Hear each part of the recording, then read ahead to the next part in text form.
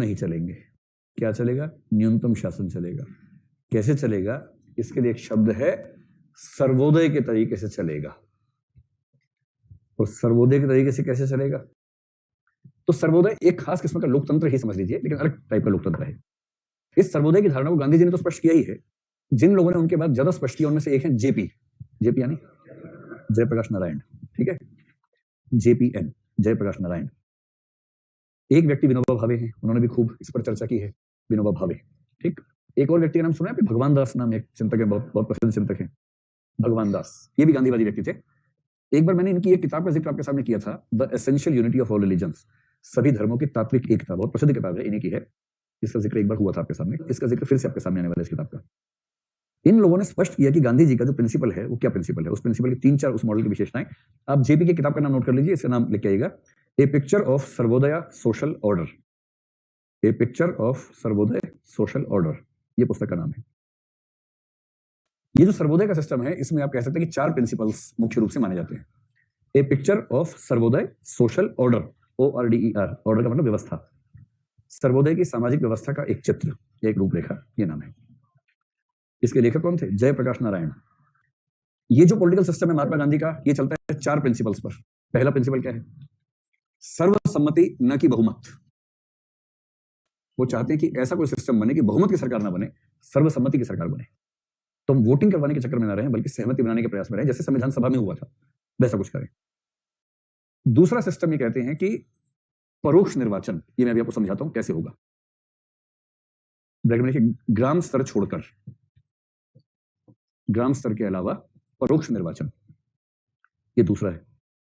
तीसरा बोलते हैं दल विहीन लोकतंत्र, कोई पार्टी नहीं होनी चाहिए।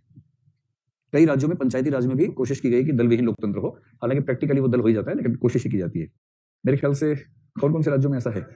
बिहार में दल विहीन है, आप क्या बता रहे थे? यूपी में भी दल विहीन है। कुछ राज्यों ने परमिशन दे रखी है, वो राज्य को तय करना होता है। 73rd अमेंडमेंट के तहत ये अधिकार राज्य विधानमंडल को दिया गया है, तो कई राज्यों ने दल विहीन एक्सेप्ट कर लिया, कई ने एक्सेप्ट नहीं किया है। और जो चौथा है उसको बोलते हैं अत्यधिक विकेंद्रीकृत व्यवस्था।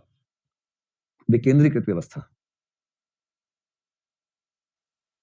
इस समय हमारे पॉलिटिकल सिस्टम में क्या स्थिति है? विकेंद्रीकृत है, केंद्रीकृत है? चरम केंद्रीकृत, सारी सत्ता केवल एक जोड़ी आदमियों के पास। हमारे 2 व्यक्तियों के हाथ में ना, ये केंद्रीकरण का चरम है। अब देखिए, चारों प्रिंसिपल समझ लीजिए एक बार में। सर्वसम्मति आप समझ गए हैं, कोशिश करनी है इलेक्शन ना हो बल्कि सहमति से काम हो जाए। तीसरे पर ध्यान दें, दल विहीन का मतलब पॉलिटिकल पार्टीज नहीं होंगी, लोग मिलकर आपस में तय करेंगे। विकेंद्रीकृत का मतलब है सत्ता जितनी नीचे उतना अच्छा, सत्ता ऊपर की ओर कम जाए, नीचे से ऊपर जाए, ऊपर से नीचे ना आए। ये चौथा समझ जाएंगे तो सारी बातें समझ में आ जाएंगी।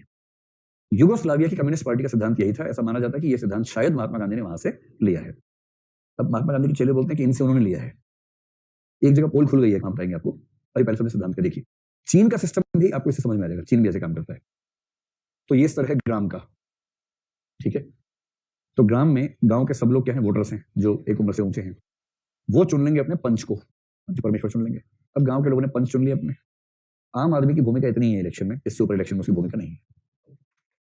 आपको केवल अपना गांव, और शहर में तो वार्ड, उसके एक प्रतिनिधि को चुनना है, बस हो गया। अब क्या होगा? ग्राम के ऊपर स्तर है तालुका का, तालुका के ऊपर क्या होगा? जनपद यानी कि जिला, जनपद के ऊपर प्रांत, और प्रांत के ऊपर राष्ट्र। ये 5 स्तर हैं इस लोकतंत्र के। डायरेक्ट इलेक्शन केवल गांव के स्तर पे होगा, पहले स्तर पे। और ग्राम में जो पंच होंगे, इनके पास लेजिस्लेटिव पावर भी होगी, एग्जीक्यूटिव भी होगी, जुडिशियल पावर्स भी होंगी। गांव के लोगों ने चुना, वही काम निपटा लिया। अब कुछ काम ऐसे जो गांव के लोग नहीं कर सकते, जैसे 5 गांवों के बीच में व्यवस्था बनानी, तो एक गांव कैसे करेगा? तो सारे गांवों के जो पंच हैं, ये मिलकर अपने में से ही कुछ को चुन लेंगे। तालुका स्तर के पंच 5 चुन लिए। जैसे मान लीजिए 50 गांव हैं, 250 पंच हैं, ये 250 बैठे, इन 250 ने अपने में से 5 को चुन लिया, ये तालुका स्तर के पंच हो गए। तो जो मामला गांव में नहीं सेटल होगा, वो तालुका के 5 लोग मिलकर सेटल कर देंगे। अब मान लीजिए तालुका से ऊपर स्तर का मामला है, तो मान लीजिए कि एक जिले में 5 तालुका हैं, 10 तालुका हैं, 10 तालुका में 50 पंच तो हैं तालुका स्तर के। ये 50 फिर बैठेंगे आपस में, उनमें से 5 को चुन लेंगे जनपद के स्तर के पंच। जैसे पंचायती राज में होता है ना, जिला पंचायत चुनते हैं, तो उसी में से चुनते हैं, इनडायरेक्ट तरीके से चुन लेते हैं। अब जिले के जो 5 पंच, ध्यान रखिए, चाहे जनपद के पंच हो, चाहे तालुका के पंच हो, ये सारे पंच कौन है? जो गांव से चुन के आए हैं, वहीं से आए हैं। पैराशूट लैंडिंग नहीं होगी, राहुल गांधी नहीं आएगा इसमें कहीं से भी। इसमें सब लोग नीचे से आएंगे, ममता बनर्जी की तरह से आएंगे, नरेंद्र मोदी की तरह से आएंगे, जो पॉलिटिक्स को ग्रास रूट से लड़ते हुए आएंगे। फिर सारे जनपदों के लोग बैठ के चुन लेंगे प्रांत के 5 पंच, और सारे प्रांत के लोग बैठ के चुन लेंगे राष्ट्र के पंच। और इसका मतलब देश का प्रधानमंत्री भी वो होगा जो दरअसल एक गांव का पंच है। वो 5 स्तरों पे आगे बढ़ते बढ़ते वहां पहुंच जाएगा, जैसे चाइना में होता है आजकल। चाइना में ठीक यही सिस्टम अप्लाई होता है कम्युनिस्ट पार्टी के अंदर, वहां पार्टी एक ही है बस, कम्युनिस्ट पार्टी। जैसे चाइना का जो राष्ट्राध्यक्ष होगा वो भी किसी बहुत छोटे मोहल्ले से इलेक्ट होकर निकला होगा। युगोस्लाविया का मॉडल है, जिस मॉडल को महात्मा गांधी ने एक्सेप्ट किया। और इस तरह से डायरेक्ट डेमोक्रेसी होगी केवल गांव के स्तर पर, उसके ऊपर केवल ऊपर बढ़ जाएगा। और जयप्रकाश ने बड़ी अच्छी बात कही है, सारी पावर्स यहां रहेंगी, जो काम यहां नहीं चलेगा वो यहां, जो यहां नहीं चलेगा वो यहां, जो यहां नहीं वहां। थोड़े से काम सिंबॉलिक जो केवल ऊपर हो सकते वो होंगे। और जेपी का बहुत प्रसिद्ध वाक्य है इस मामले में, केंद्र सरकार की भूमिका वही है जो रेलगाड़ी में जंजीर की भूमिका होती है। सबको पता है कि संकट आने पर जंजीर खींची जा सकती है, पर आमतौर पर वो खींचता नहीं है। ये भरोसा कि जंजीर हमें बचा लेगी, उसकी इतनी ही भूमिका है। संकट आएगा तो केंद्र सरकार काम करेगी, वरना केंद्र सरकार को आमतौर पर कोई काम नहीं करना है, सारे काम नीचे के स्तर पे होता जाएगा। गांधी जी का पॉलिटिकल सिस्टम समझ में आ गया। उनके हिसाब से नैतिक राज व्यवस्था